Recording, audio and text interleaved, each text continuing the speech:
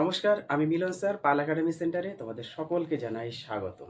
আজকে ক্লাস 9 এর ম্যাথমেটিক্সের একটি গুরুত্বপূর্ণ টপিকস নিয়ে আমি তোমাদের কাছে চলে এসেছি। আজকের এই টিউটোরিয়ালে আমি তোমাদের সাথে আলোচনা করব, তোমরা যদি তোমাদের অঙ্ক বইয়ের কোষে দেখি 4 এই অধ্যায়টি বের করো, তাহলে এই যে অধ্যায়, এই অধ্যায়ে অঙ্কগুলি করার আগে যে বিষয়টি তোমাদের জানতে হবে, সেই বিষয়টি নিয়ে আজকের এই টিউটোরিয়ালে সম্পূর্ণ আলোচনা করব। তোমাদের 4 নাম্বার যে অধ্যায়, সেই অধ্যায়ে অ্যাকচুয়ালি বলেছে কোঅর্ডিনেট জিওমেট্রি অর্থাৎ স্থানাঙ্ক জ্যামিতি। এই যে স্থানাঙ্ক জ্যামিতি তোমাদের 4 অধ্যায়ে, এই স্থানাঙ্ক জ্যামিতি করার আগে তোমাদের সম্পূর্ণ স্থানাঙ্ক বিষয়টি বুঝতে হবে, তারপরে তোমরা ওই অধ্যায়ের অঙ্কগুলি করতে পারবে। তাহলে সর্বপ্রথম আমরা এই স্থানাঙ্ক জ্যামিতির আগে বেসিকটি বুঝবো, তারপরে আমরা অঙ্ক সলভ করব। এই স্থানাঙ্ক জ্যামিতি অ্যাকচুয়ালি এটি হচ্ছে ক্লাস 11-এর একটি পার্টের কিন্তু সামান্য একটা অংশ তোমাদের ক্লাস 9-এ বিগত ক বছর হলো তোমাদের এই সিলেবাসে দিয়েছে। যারা মাধ্যমিকের পর সায়েন্স নিয়ে পড়বা, তাহলে তোমরা বুঝতে পারবা যে অ্যাকচুয়ালি এই যে কোঅর্ডিনেট জিওমেট্রি, এই স্থানাঙ্ক জ্যামিতির বিশাল বড় পার্ট আছে।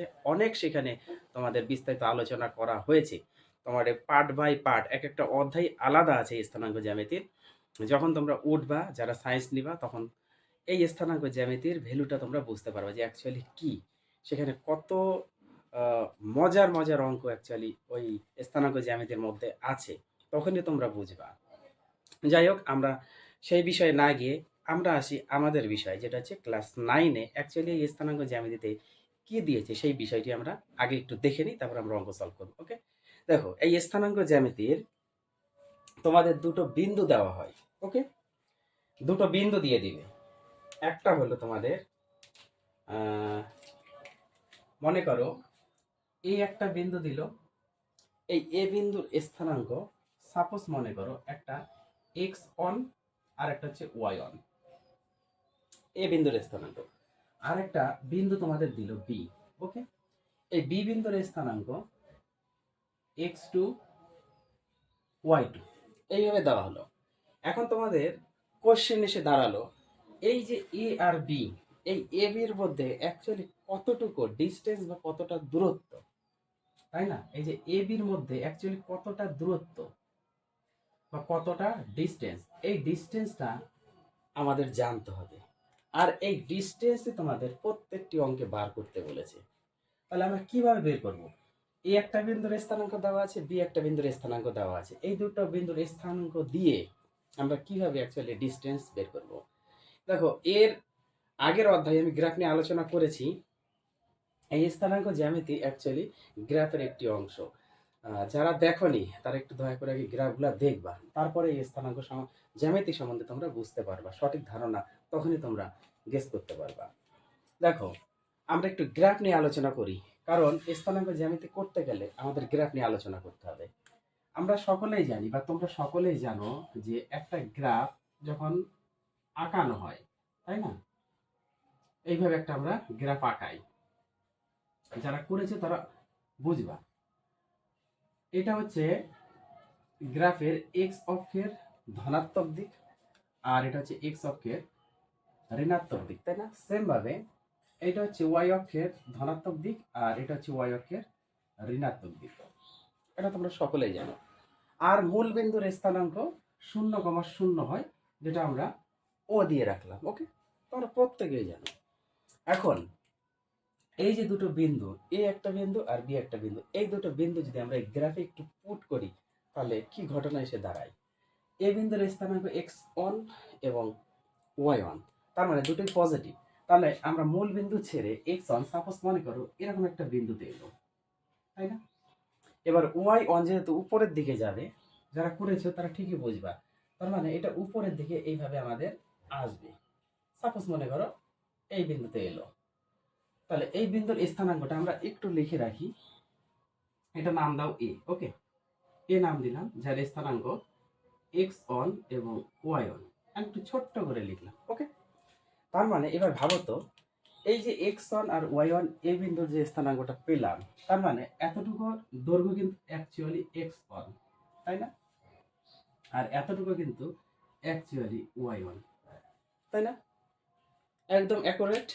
আর এখানে একটা আমরা একটু নাম দিয়ে দিই, এই বিন্দুতে একটা আমরা নাম দিয়ে দিই, মনে করো এটা এম, এম একটা বিন্দু। ওকে, এখন এ বিন্দুর স্থানাঙ্ক পুট করলাম, এখন আমরা একটু বি বিন্দুর স্থানাঙ্কটি একটু পুট করি। দেখো বি বিন্দুর ক্ষেত্রে মূল বিন্দু বাদ দিয়ে মনে করো সাপোজ এখানে এলো একটা বিন্দু।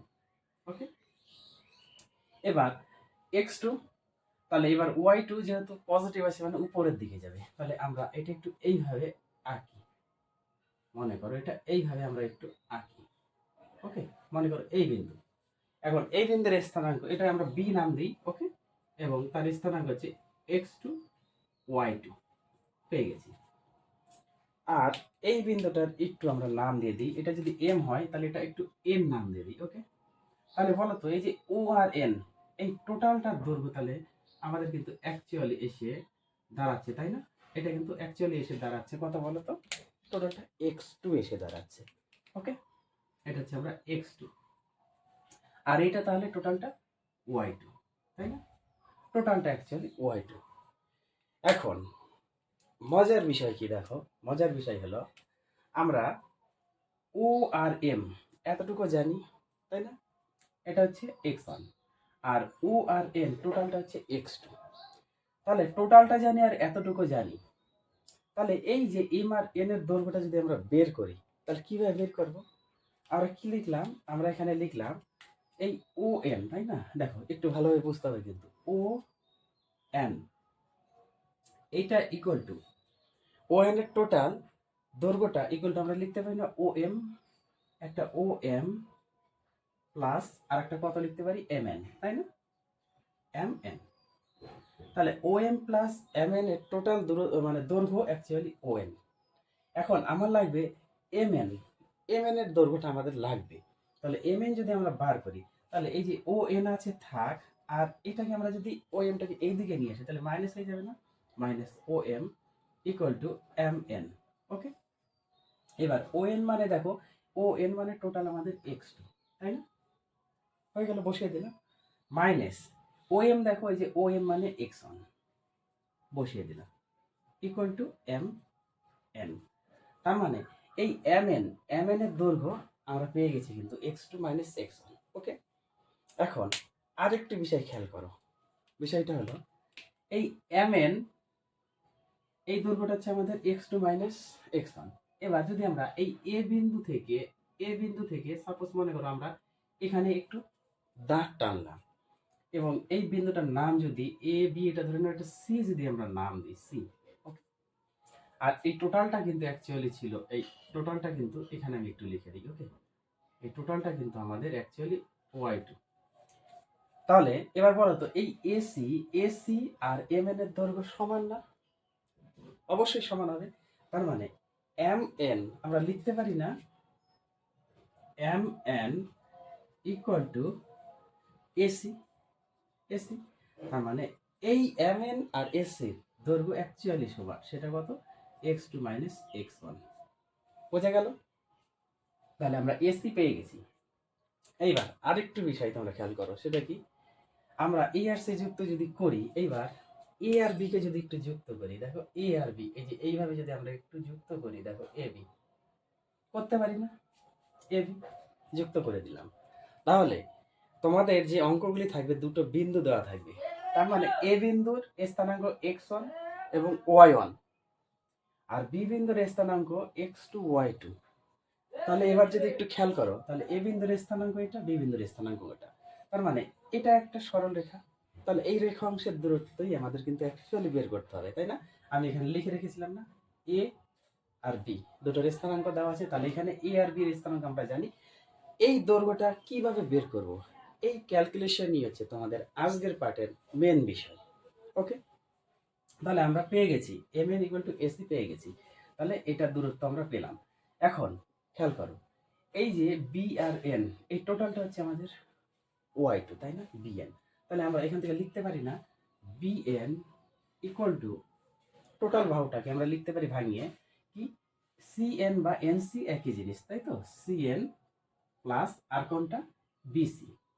তার মানে এই সিএন বাহু প্লাস বিসি বাহুর মোট দৈর্ঘ্য হচ্ছে ইকুয়াল টু বিএন, তাই না? দেখো বিএন। এখন আমার লাগবে এই বিসিটা লাগবে। বিসিটা কত সেটা একটু যদি আমরা বার করি, কিভাবে বের করব, তাই না? আর এই টোটালের দৈর্ঘ্য, এই টোটালের দৈর্ঘ্য কিন্তু হচ্ছে আমাদের ওয়াই টু। এইবার যদি আমাদের এই এএম এএম যদি ওয়াই ওয়ান হয়, তাই না?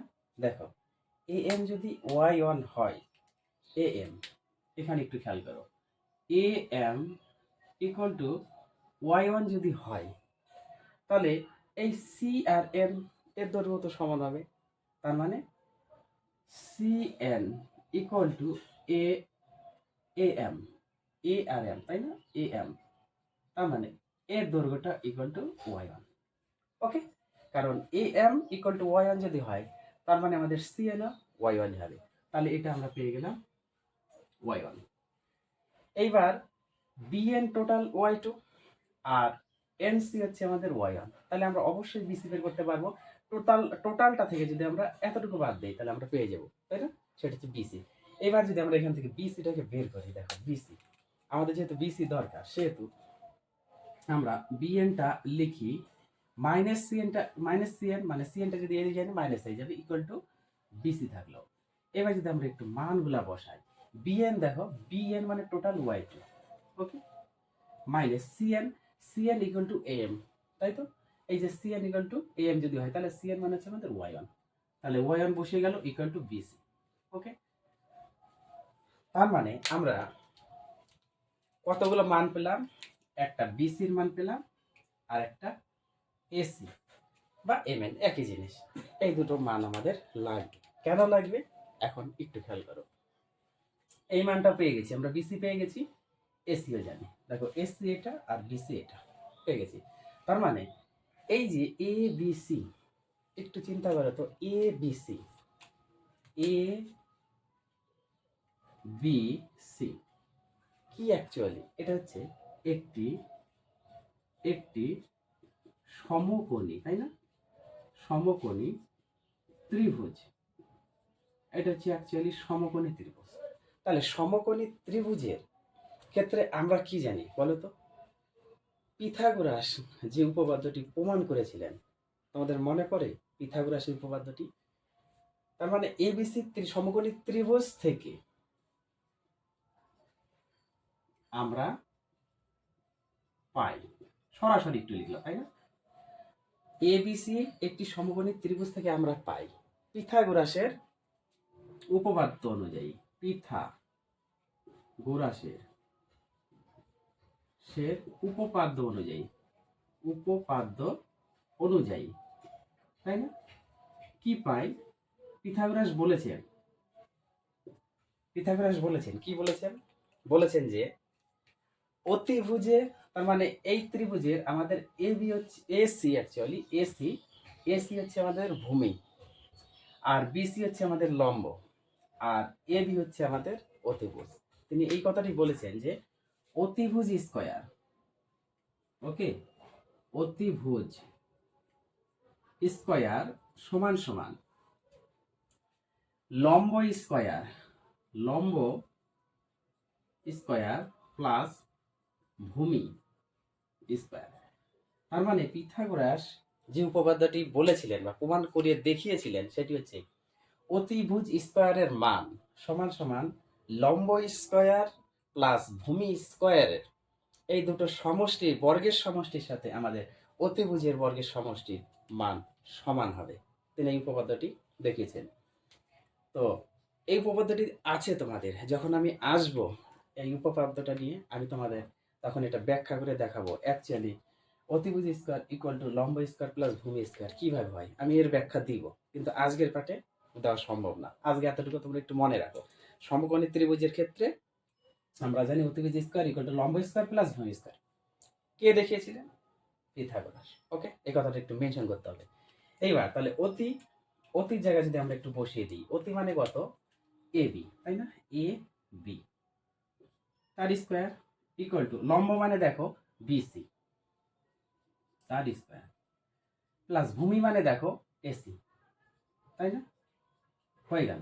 এবার আমাদের এ আর বি এই অতিভুজটাই কিন্তু অ্যাকচুয়ালি লাগবে, যেটা হচ্ছে এই সরলরেখা, তাই না? তার মানে আমাদের এ বিতে হাত লাগানোর কোনো দরকার নেই। ইকুয়াল টু বিসি মানে দেখো মান বের করে আমি রেখেছি কোথাও, এই যে বিসি, বিসি মানে Y two minus Y one তার হোল স্কোয়ার প্লাস এসি দেখো আমি রেখেছি X two minus X one, বসিয়ে দিই X two minus X one তার হোল স্কোয়ার। এবার এ বিটাকে যদি আমরা একটু সিঙ্গেল করি, স্কোয়ারটাকে যদি উঠিয়ে দিই, তাহলে এ বি ইকুয়াল টু কি হয়, এদিকে রুট হয়ে যায়, তাহলে রুটের মধ্যে আমরা বসাতে পারি Y two minus Y one তার whole square plus X two minus X one তার হোল স্কোয়ার। অতএব এ বি সরলরেখার দৈর্ঘ্য যদি আমরা বের করতে চাই, তাহলে সেই ফর্মুলা এসে দাঁড়ায় ইকুয়াল টু রুট ওভার, তাই না, Y two minus Y one তার whole square plus X two minus X one তার হোল স্কোয়ার। তার মানে তোমাদের যে অঙ্কগুলি করতে হবে, তোমাদের দুটো করে বিন্দু দেওয়া থাকবে, দুটো বিন্দুর স্থানাঙ্ক যখন দেওয়া থাকবে তখন তোমাদের এই ফর্মুলা অনুযায়ী করতে হবে। ওকে, এক্স হচ্ছে ভুজ আর ওয়াই হচ্ছে কোটি, এই দুটো জিনিস গ্রাফের ক্ষেত্রে কিন্তু তোমরা সকলেই জানো, এখানে একটু মনে রাখতে হবে। তাহলে এখন যে কোনো অঙ্কই দিক না কেন তোমাদের বিন্দু, তোমরা অবশ্যই পারবা এই ফর্মুলাতে শুধু বসাবা, মানগুলা বসিয়ে ক্যালকুলেশন করলেই আমাদের হয়ে যাবে অঙ্ক। তাহলে এই হচ্ছে তোমাদের স্থানাঙ্ক জ্যামিতি বা কোঅর্ডিনেট জিওমেট্রি যে বেসিক, সেই বেসিক অ্যাকচুয়ালি কিভাবে আসে তার ব্যাখ্যা। অনেকেই আছে যে যারা অনেক টিচারেরা আছে যারা তোমাদের সরাসরি বলে দিবে যে দুটো বিন্দু আছে যার স্থানাঙ্ক এটা আর এটা যদি হয়, তাহলে সেক্ষেত্রে আমরা লিখতে পারি এ বি ইকুয়াল টু এত। কিন্তু কি করে আসে তার ব্যাখ্যাটা যদি না বোঝো তাহলে চলবে না। কারণ যারা সায়েন্স নিয়ে পড়াশোনা করবা মাধ্যমিকের পর, তাদের মোস্ট মোস্ট ইম্পর্টেন্ট থিঙ্কিংটা রাখতে হবে, সেটা হচ্ছে আমাদের বেসিক জানতে হবে। সায়েন্স বেসিক ছাড়া কোনো কিচ্ছু মানে না, কাউকে বোঝে না। ওকে, সায়েন্স কখনো মুখস্থ বিদ্যা না, সায়েন্স হলো বোঝার বিষয়, বুঝতে হবে, শিখতে হবে, জানতে হবে। এই ব্যাখ্যাগুলো যদি না জানো, তোমরা 11-এ যখন যাবা তখন যে কতটা একটা কষ্টকর ব্যাপার, যারা নিবে তারাই বুঝবে। ওকে, তাহলে তোমরা এটা মনোযোগ দিয়ে এই ফর্মুলাটা একটু নিজেরা ব্যাখ্যা করার চেষ্টা করো। তাহলে আজকে আর যেহেতু করা যাচ্ছে না, অনেকটা সময় হয়ে গেল, আমি নেক্সট পার্ট নিয়ে কোশ্চেন নিয়ে তোমাদের কোষে দেখি 4 যে অধ্যায়, এই অধ্যায়ের কোশ্চেন নিয়ে আমি আলোচনা করব। ওকে, এই ফর্মুলাটা সুন্দরভাবে তোমরা একটু মুখস্থ করো। তাহলে আজকের মতো এখানে শেষ।